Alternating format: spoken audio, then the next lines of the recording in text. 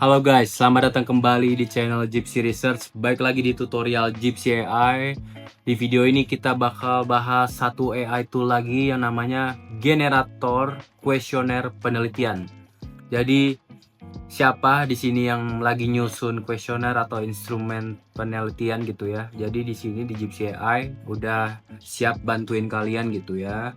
Mulai dari 19 ribuan aja kalian bisa akses semua fitur yang ada di sini tanpa prompting lagi, dan tentunya promptingnya itu udah cukup berkualitas ya teman-teman ya. Jadi teman-teman nggak perlu ekspor prompting sana sini lagi, tinggal dipakai aja sesuai input yang dibutuhkan. Nah, sekarang kita mau bahas AI tool selanjutnya, yaitu generator kuesioner penelitian. Teman-teman bisa langsung akses lewat pencarian, contohnya di sini. Kalau kita ketik kuesioner ini udah langsung ada, atau teman-teman lewat kategori AI dulu, kita bisa pilih yang pengolahan dan visualisasi data gitu ya. Setelah itu kita cari namanya generator kuesioner penelitian. Jadi ini termasuk fitur pro ya, jadi sekali lagi silakan langganan mulai dari Rp19.000 aja. Dengan begitu kamu akan lolos dari banyaknya revisi dengan harga yang murah gitu ya. Jadi nggak perlu print sana sini, terus direvisi sama pembimbing dan lain-lain. Jadinya ya nggak efisien gitu proses risetnya. Oke, lanjut aja kita masuk ke generator kuesioner penelitian teman-teman. Di sini udah ada beberapa input yang dibutuhkan ya. Teman-teman bisa lihat ada judul penelitian, tujuan penelitian, variabel utama dan subvariabel, skala pengukuran, dan bahasa outputnya gitu ya. Jadi benar-benar udah enak, teman-teman tinggal isi sesuai preferensi masing-masing kayak gitu. Nah, kita langsung isi aja judul penelitian sesuai namanya, tinggal masukin judul penelitiannya teman-teman gitu ya. Semakin detail, semakin bagus teman-teman. Jadi kita isi aja.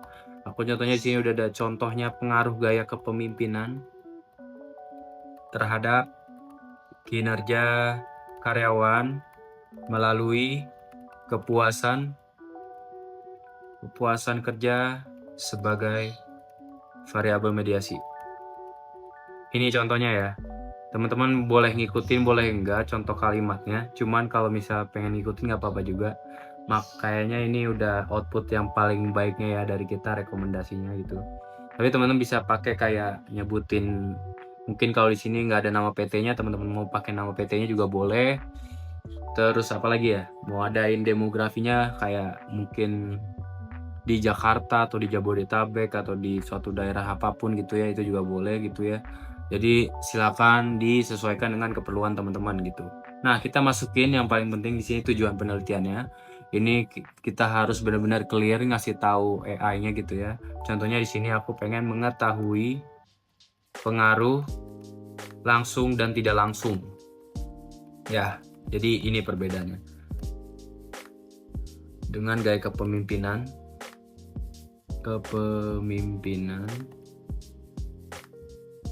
terus aku copy paste saja kalimat terakhir yang ada di judul. Mengetahui pengaruh langsung dan tidak langsung gaya kepemimpinan terhadap kinerja karyawan melalui kepuasan kerja sebagai variabel mediasi. Kayak gitu, jadi clear gitu ya. Kita pengen tahu pengaruh langsungnya dan tidak langsungnya, kayak gitu. Nah, kita masuk ke yang penting lagi, yaitu variabel utama dan subvariabel ya teman-teman ya. Di sini aku udah ada beberapa contoh. Jadi cara pengisiannya itu gampang teman-teman. Yang pertama, ini udah ada contohnya juga, intensitas penggunaan media sosial. Terus ada dalam kurung frekuensi akses harian, durasi penggunaan, dan jenis platform yang digunakan. Nah, jadi yang di luar dalam kurung ini itu adalah variabel utamanya teman-teman. Terus kalau yang di dalam kurung itu adalah subvariabel yang bagian dari variabel utamanya gitu ya. Jadi itu kayak jelasin lagi subvariabelnya ada apa aja dari si variabel ini, kayak gitu. Nah, untuk contoh ini gaya kepemimpinan, aku udah ada contoh subvariabelnya. Jadi dalam kurung aja gaya transformasional dan gaya transaksional kayak gitu.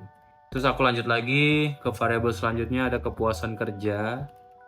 Di sini subvariabelnya ada kepuasan terhadap atasan dan kepuasan terhadap lingkungan.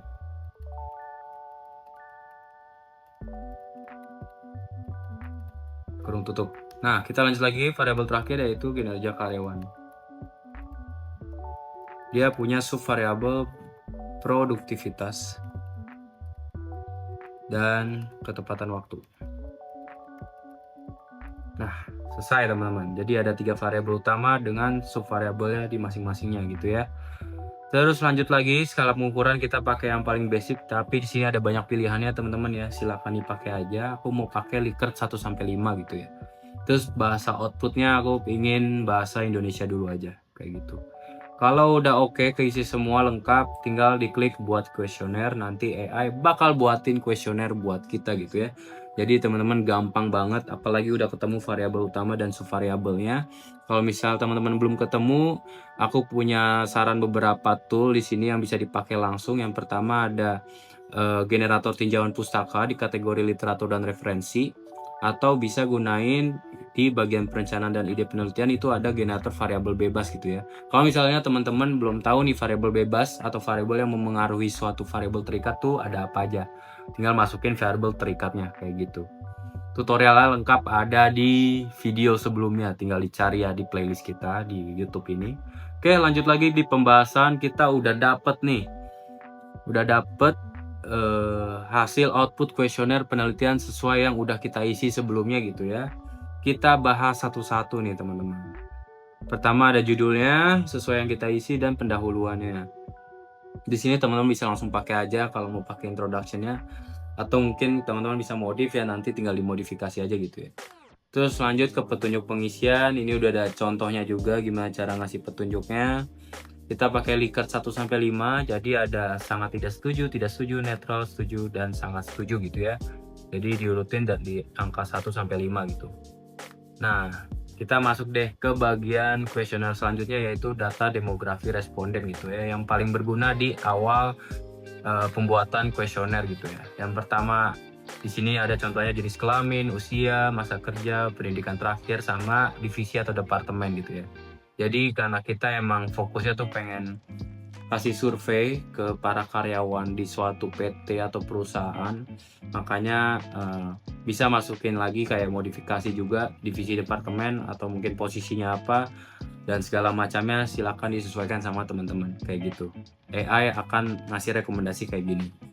Lanjut lagi di bagian selanjutnya, kita udah masuk ke bagian inti, yaitu bagian kuesionernya. Pertama kita akan bahas di bagian gaya kepemimpinan. Di sini ada gaya kepemimpinan transformasional dan gaya kepemimpinan transaksional. Jadi udah sesuai dengan yang kita bikin ya variabel utama sebelumnya gitu. Subvariabelnya ada apa aja, di sini udah ada beberapa kalimatnya. Teman-teman bisa langsung pakai gitu ya. Atau misalnya mau di-review dulu juga boleh. Contohnya di sini kepemimpinan transformasional, pimpinan saya menginspirasi dan memotivasi saya untuk mencapai tujuan yang lebih tinggi. Nah, ini udah oke ya teman-teman ya, jadi bisa kita gunakan gitu. Terus pimpinan saya mendorong saya untuk berpikir kreatif dan inovatif dalam pekerjaan. Itu udah bisa juga. Itu silakan teman-teman cek recheck kembali, atau misalnya kalau udah oke, tinggal di copy paste masukin ke tempat pembuatan formulir surveinya gitu ya, contohnya lewat Google Form kayak gitu. Nah, kita lanjut lagi bagian 3, ada kepuasan kerja atau variabel selanjutnya nih. Sini ada 5 pernyataan juga. Terus yang bagian keempat ada kinerja karyawan, ada 5 pernyataan juga. Nah, jadi teman-teman ini udah lumayan oke ya, sesuai dengan apa yang kita minta pada AI di bagian awal gitu. Kalau misalnya teman-teman belum puas, teman-teman bisa regenerate lagi, tinggal isi ulang ke bagian sebelumnya gitu ya. Kalau udah oke, teman-teman bisa langsung copy paste juga. Misal kalau mau nyimpen dulu di Word, itu boleh juga gitu. Nah, di sini juga ada catatan ya. Jadi sebenarnya kuesioner ini bisa dibilang rekomendasi, sehingga masih bisa dimodifikasi sesuai kebutuhan kalian pas sebagai peneliti. Pernyataan di atas itu contoh, dapat diganti atau ditambahkan dengan pernyataan lain yang lebih relevan dengan konteks penelitiannya. Kayak gitu ya teman-teman ya. Oke. Jangan lupa setelah kuesionernya udah jadi itu ya, kita karena bikin instrumen penelitian sendiri gitu ya, kita harus ngelaluin juga tahap yang namanya tahap validasi dan uji reliabilitas gitu ya. Uji validitas dan reliabilitas, kayak gitu. sebelum kita sebarin kuesioner kita atau survei kita ke yang lebih luas gitu. Kita perlu cek dulu, mungkin kita ngumpulin dulu 30 responden awal, baru kita setelah udah melewati uji validitas dan reliabilitas, kita baru sebarin secara lebih luas lagi. Kayak gitu teman-teman tutorial singkat di video ini. Jangan lupa like, comment, dan share video ini ke teman-teman kalian kalau misalnya memang berguna gitu ya, terutama yang lagi skripsian, tesis, disertasi, lagi nyusun artikel ilmiah dan lain-lain gitu ya. Jangan lupa subscribe channel ini dan follow Instagram dan TikTok kita @gypsyresearch. Sampai jumpa di video selanjutnya teman-teman. Dadah.